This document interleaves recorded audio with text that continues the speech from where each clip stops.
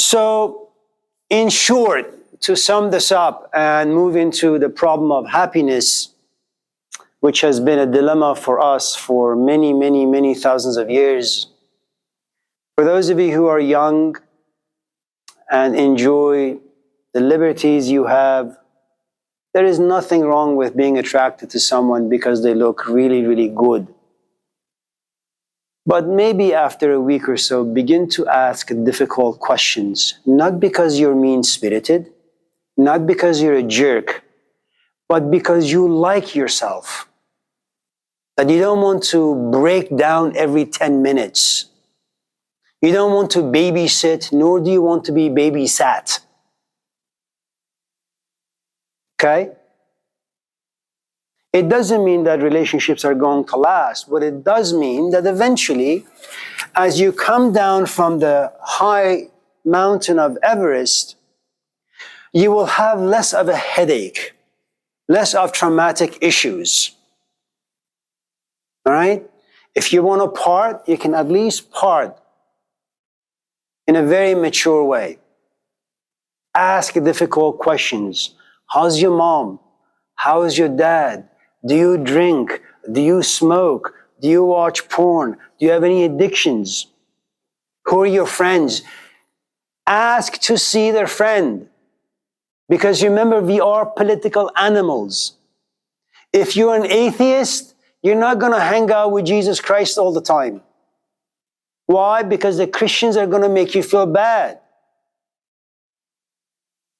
If you drink too much, you're going to hang out with people who also drink. If you smoke, you're also going to hang out with people who smoke. Be a good detective. Okay? So you can purchase the best car available. No guarantees ever. So don't be ridiculous. Good. Any questions regarding that before we move on? I've ever heard this saying, gotta live life to the fullest. Other people can do what you want to do. Live life happy, and because really the only thing that life guarantees is that that's the only thing that you'll ever get as a guarantee. Yeah, I know it's something in the New Age world. Live life to the fullest. Don't care about other people's opinions. Just have fun, have a good time, suck the marrow out of life. It is such a stupid way of doing life. Neon again? Man!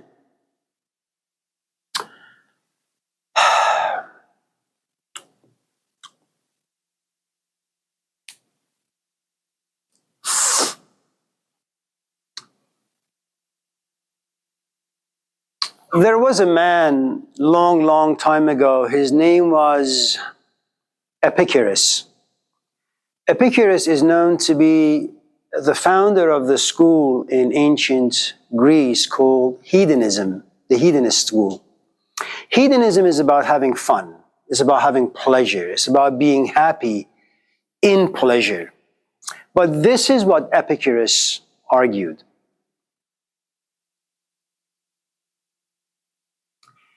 Many of you in this class probably have experienced this, or you know people who have experienced this. They go to a party, there are lots of booze around. Are you listening? Lots of drinks around. They want to have fun. They want to fit in. They want to belong.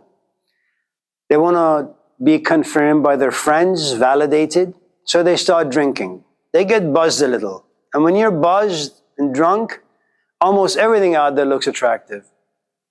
Next thing they know, they're in bed with someone. It's fun, man. Drinking is fun. Being loud and obnoxious and stupid is fun, because you don't think. Reflection is a painful activity, do you see? It's always good to be out of your body and out of your reflective abilities, because then you can kind of just live life carelessly. Then someone knocks on your door 2-3 weeks later and says, I'm late. I'm pregnant. Well, yes, it's true you had fun. You sucked the marrow out of life. There was nothing else life could give you. And if you study the anatomy of having an orgasm, whether you're a man or a woman, there is nothing greater. It's the fastest way toward the Garden of Eden. I mean, you feel complete and satisfied. But you see, here's the thing. You had fun for about maybe 5 hours. Now you have a problem. She happens to be Catholic. She's not going to terminate the pregnancy. You're going to be a father. So what you've done, you've chosen about 20 years of suffering for about 5 minutes of happiness. And that's the message of Epicurus. There is nothing wrong with having fun. In fact, you should have fun. It is your birthright. But be very, very careful as to how you wish to define fun. Because if your fun gets you in trouble, it's going to be headache, it's going to be misery, it's going to be hell. So how do people have fun? According to Epicurus, sit your ass down, read a lot of books, pay attention to life, pay attention to people and how stupid they are. Learn from them so you don't become like them. And all of a sudden you realize happiness, fun, pleasure is not just going out there doing whatever the hell you want to do. Paying close attention. And at the end, you come to realize when you pay a good amount of attention, there isn't really too many things out there that can be called fun.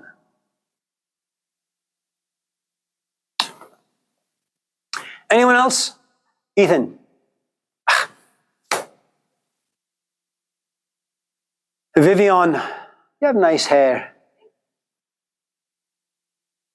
Have no foundation or a very eroded foundation.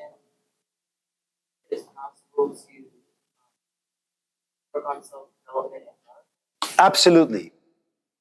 Build like a solid on your own. So, what? On your own, like without parents. I mean. You can. I'm going to tell you a story.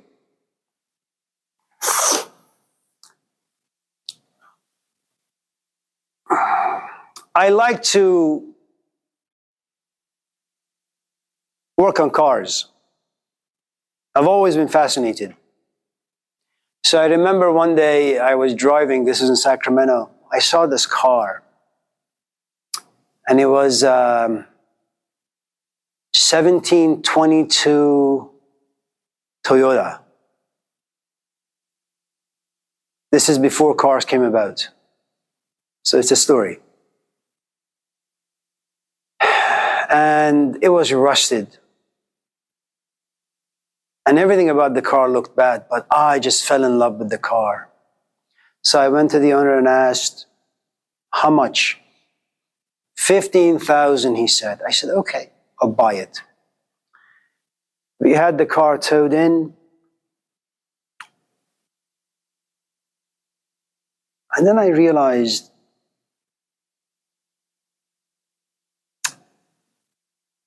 I have to look at the engine. And it was bad. And I realized I'm not a mechanic. I just don't know anything about the engines. And then I realized, well, I'm out of funds and I can't really paint the car. I can't fix the brakes.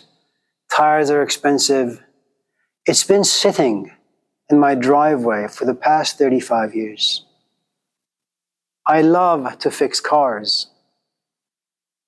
What I didn't know is that to fix a car, you need to be a very, very seasoned mechanic. You need to know a good amount of details about what makes a Toyota a Toyota. See, if you want to fix anything, it doesn't matter what it is, Vivian. If you want to fix a problem, you need to study the problem really, really, really, really well. Don't look for the solution. That's going to distract you. See this problem of racism, for example? It's a problem. But people keep looking at racism itself. That's not going to do much.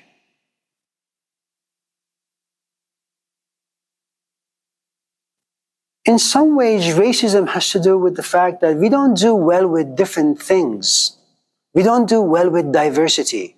You know, when you go to the zoo, have you been to the Oakland Zoo? Well, you know, they have a cage for the lion, a cage for the rhinoceros, a cage for the giraffe, a cage for the sheep. It's a very diverse zoo, but they're all in different cages. If all of a sudden you had a new director who said, you know what, I want the zoo to live with the lion. Well, the lion is going to eat the sheep. Keep them in different places. Don't let them come together. There is something about human nature that gives rise to racism. Racism is not, it may be a problem, okay? But it's rooted in just the way that we are. If you want to fix racism, fix people. How do you fix people? You have to study human nature. So you say if the foundation is eroded, well, I don't think you need to look at yourself. What you should do, I'm not talking about you, just in general. If, for example, you have a sister who has no foundation, you have a couple of options. You can have her read children's psychology books. What do kids need? What do children need? Start from the very, very beginning. And then whenever you come to a place where you say, oh, well, I didn't have this, I didn't have that, put a check mark. And then sit back and ask, and this is not something you can do overnight. It's something that takes place. Remember, you'll become addicted to cocaine after a couple uses. Then it's going to take you about 15 years to go through rehab. Okay? Half hour of usage, 15 years process of rehabbing. So if you're missing something very essential, it's going to take you years to recover. Now, there are a couple of things that you need to consider. See, without going into foundations and people, let me just make this about myself for just a moment. I don't invite anybody in my office who doesn't like to think. I don't invite anyone to my house who doesn't want to think. I can't stand casual conversation for more than half hour. Why? Because I've been in the business of reflecting, thinking, and speaking about the things I feel, think, and reflect every single day. That is who I am. That is my addiction. And anybody who's not addicted to the things I'm addicted to, I can't hang out with.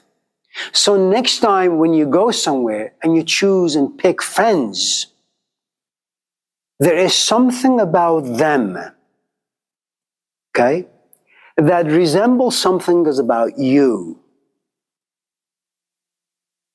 If you are broken and there is someone solid, the person who is solid will hang out with you only to fix you, unless they have their own set of issues. Broken people get together with broken people. A broken person with a solid person is not going to last. It's impossible. There is another thing you need to understand. If you are broken and I am broken, and the two of us come into a relationship, and remember, you are a woman, so you have an advantage in the sense that there is something about women that pushes them into the world of honesty much more quicker than it does to men. I don't know why. Men are just condemned to be lazy and stupid. Okay? Now, let's say you and I are in a relationship, and it's been going relatively well. I like the fact that you come to me, you cry on my shoulder, and you say, Amir, I went through this, and Amir, I went through that. Because every time you come to me, I say, yes, I am needed. my value goes up. You pay me attention and I pay you attention and you like it. Then one day I see you coming home with a book. How to fix erosion. So let's say psychological erosion. And you say, Vivian, what are you reading? He says, let me read you this paragraph. Those who went through A, B, C, D will never do E, F, G, H. What do you think about that? That's great. Now, I'm saying, man, she's beginning to depend on this book more than she's depending on me. Now the book is wrong. Because now the book is my competition. I need to villainize the book. As you begin to read more and more and more literature about how to put yourself back together, your need for me becomes less.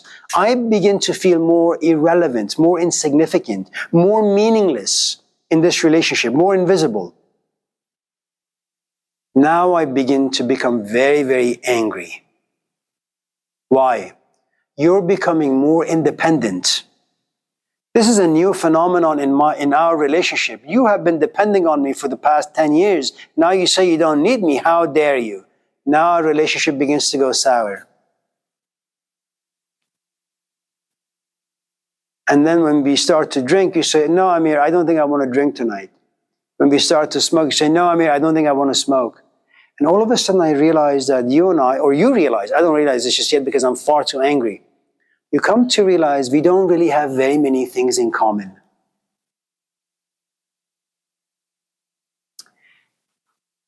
And it's a blessing for you. You know why? Because the more you realize we have less things in common, the easier it is for you to walk away. Because understanding does something very, very interesting. The more you understand, the better you're able to cut the umbilical cord. You become more independent. Thank you. Take care. Now, one day you'll just say, Amir, I don't think this is working out. And being the angry man that I am, I'm going to say, are you seeing someone? What do you mean it's not going to work? We've made it work for the past 10 years. But you see, we've been able to make it work because we were both drunks. We were both high. But now you've gained sobriety. It's not going to work. And as you walk away, I pursue you. I harass you to the point where you have to get a restraining order.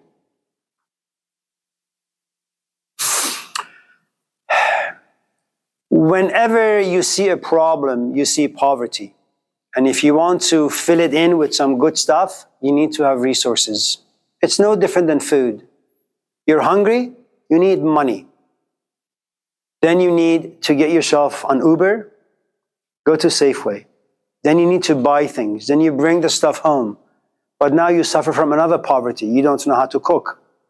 Then you try, and then you fail. You try and you fail until you become good. Then you have another issue. You know how to cook, but you eat alone. Now you want a companion. But you want a companion who doesn't suffer from all the things you suffered when you were younger. You're looking for a healthy person, and now you run into another difficulty. You see, when you don't know how to think well, when you're all over the place, almost everything out there looks attractive.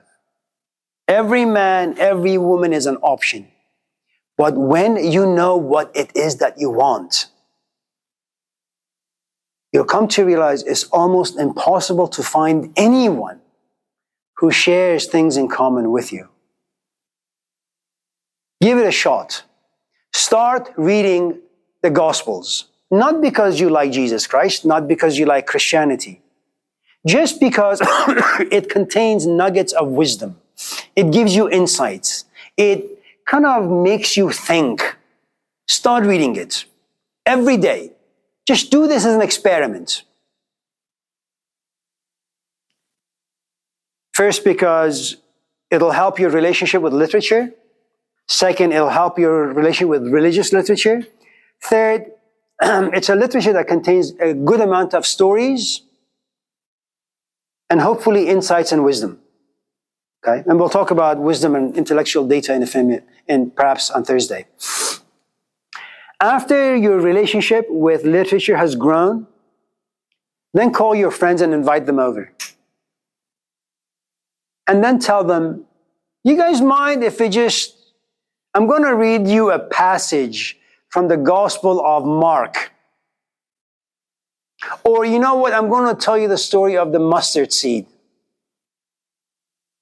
And see how will you do with them.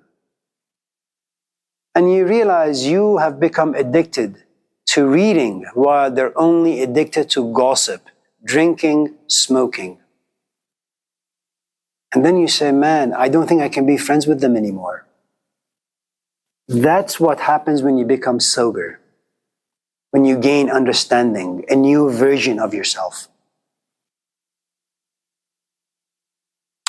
So can you fix a broken foundation? Absolutely. As long as you have the resources. And here's the problem with resources. See, if I want to build a shed, I go to YouTube. I go to Home Depot, buy the stuff. I can either do it myself or I can hire people. But when you talk about psychological stuff,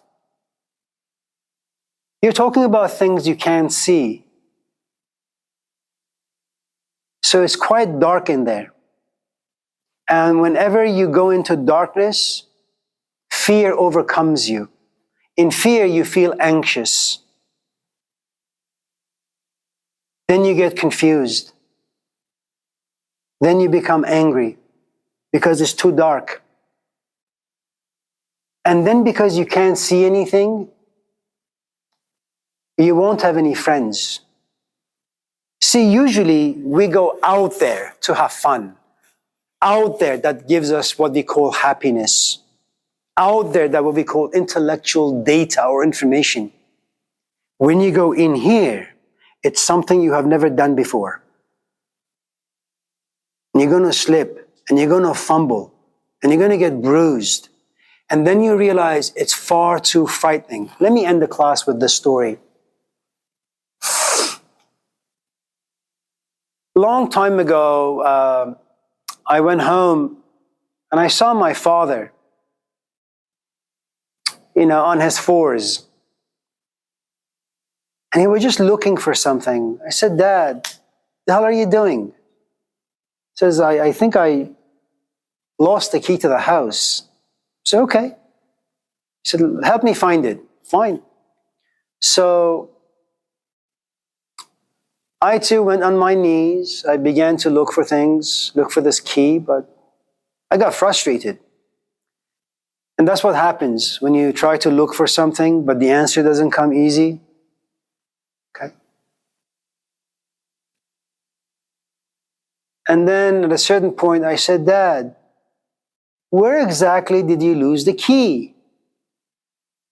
He said, I lost it inside the house. He said, you lost the key inside the house. What are you doing outside? And he said, because there is more light out here.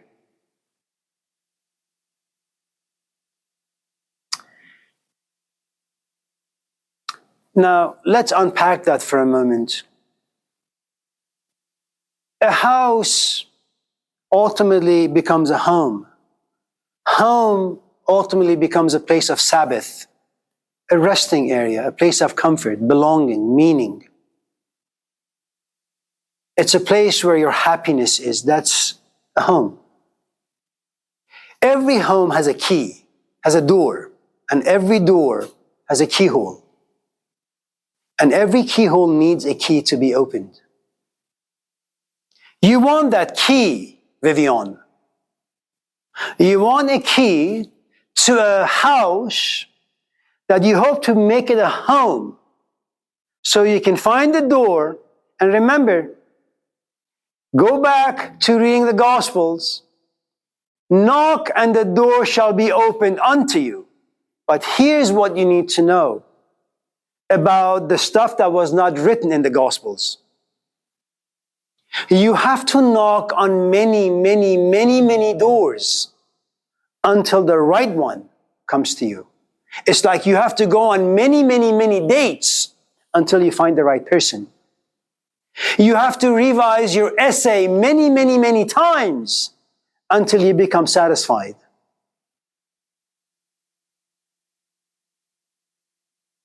Huh? You have to knock on many, many doors until the right door appears. Now, it's difficult to knock on many doors, man, because most of them will prove to be profoundly dissatisfying, disappointing.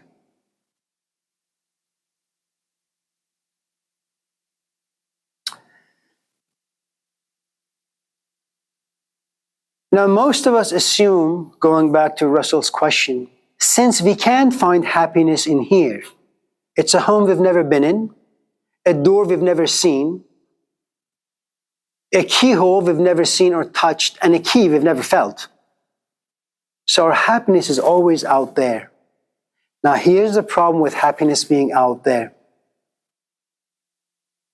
Let's say I am the foundation of your happiness, Vivian. Do you know who I am? I'm a stupid human being. I'm going to be impacted by 1,001 different forces that come to me on a daily basis. I am going to go through mood swings.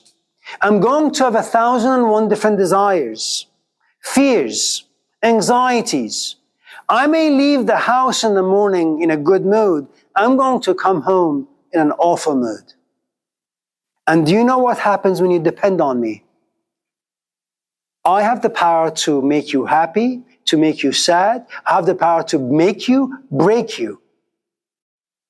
If that is your vision of happiness, I own you. I create your emotions, and I create the way you think and feel about things. You have no autonomy, no independence. Going to Satya, you have no dignity. Now, if that is your vision of happiness, you better pray to God that you find someone who doesn't go through mood swings 10,000 times a day. Because if you do, man, you're living in an earthquake zone. No stability in your life.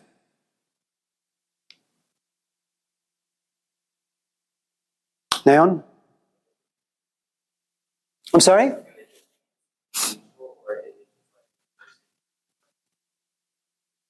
You have mutual, like you and I are in a relationship. I come home and you say, Amir, listen, I'm writing right now. I need to be left alone for the next 7 hours. And you want me to feel okay with that. Where I say, okay, I'm just going to go for a jog and I'll see you in 7 hours. And we do this every day until we die. You're talking about that? That sort of independence and respect for our mutual independence? It is possible, Nayon. It's very, very, very possible. You just need a great amount of maturity.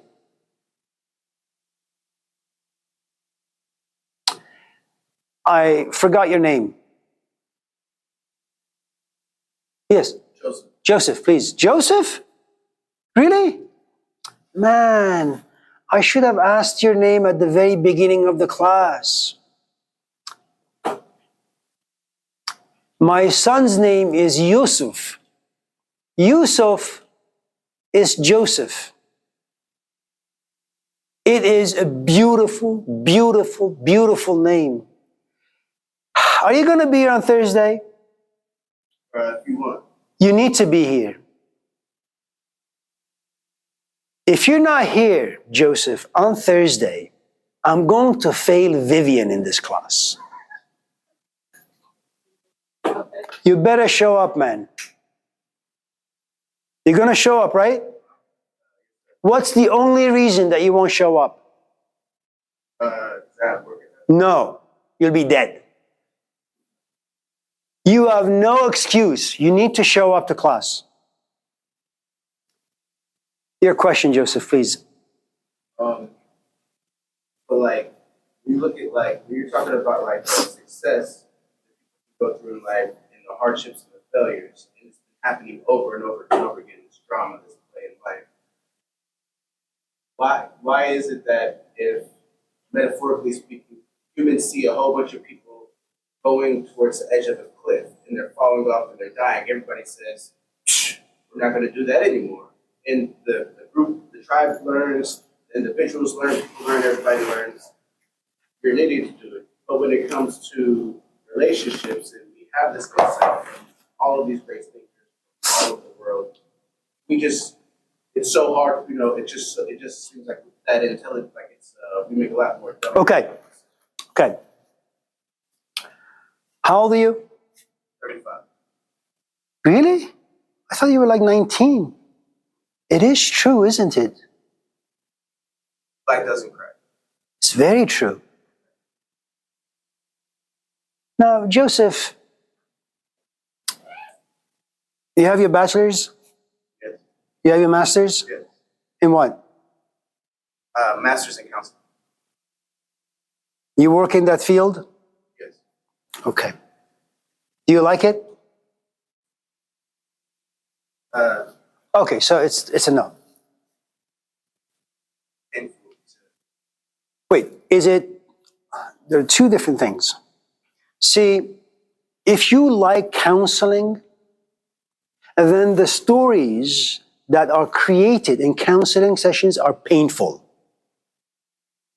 Some people go into counseling imagining they like it, but they realize they don't really like it at all. They're in fact quite bad at what they do. So which category are you? Do you like it but are troubled by the stories? Okay. You're in a good place, don't worry.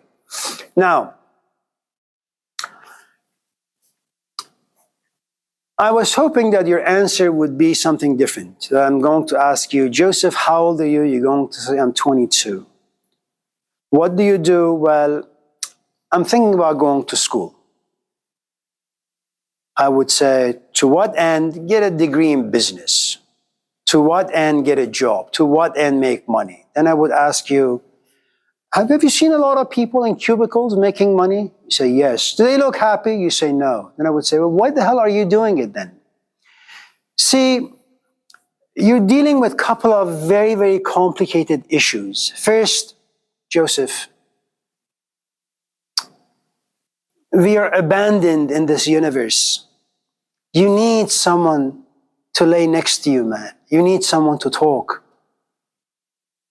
It's difficult to know what questions to ask from our dates, from our companions. It's even more difficult to embrace the answers that they give us. We are a puzzle to ourselves, and then when you bring another person into your life, now you have two puzzles. And there's a good chance that these two puzzles are going to collide. They're not going to be harmonious. There are people in Mount Athos in the Greek world.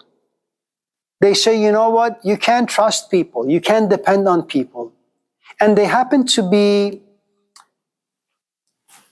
the way they think and feel about things are very philosophical, religious, spiritual, mystical. They go into a cave. They say, perhaps the only person I should really depend on is just myself. Because if I can depend on myself in the right way, I will never disappoint myself. There was a Greek philosopher, he's a founder of the Cynic school. His name is Diogenes. He's called Diogenes the dog. And he was called Diogenes the dog because he said that dogs have qualities that people will never have.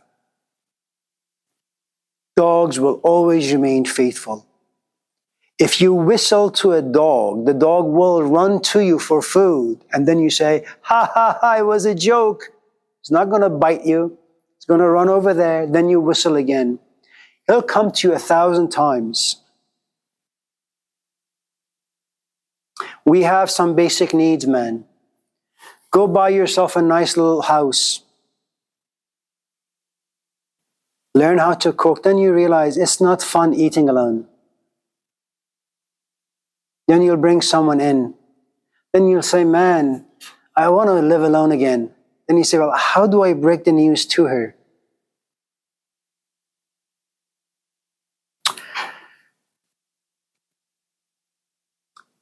Here is, forgive me, let me just say this and we'll go home. If you've been in counseling for the past 20 years, You're going to encounter some issues that you may have. You like people who have issues. So when it comes to romantic relationships, you will choose people who are very much like the people who come to you at your work. So what you need to do, Joseph, is this. When you go home, you ain't no counselor, man. You need a healthy, relatively healthy, no one's completely healthy, but a relatively healthy companion who'll push you around.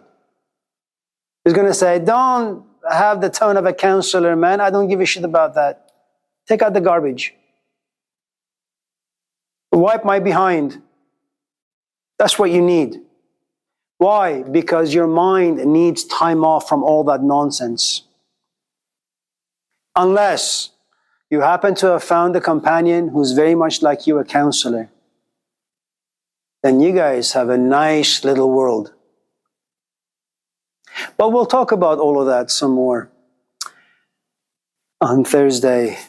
I apologize for taking too much of your time. It's good to see all of you. Good to meet you, Joseph. I was just joking. If you can't make it on Thursday, you can make it. Vivian, thank you for being here and bringing your companion. You guys have a nice day. Stay safe. I'll see you soon. Ano pa,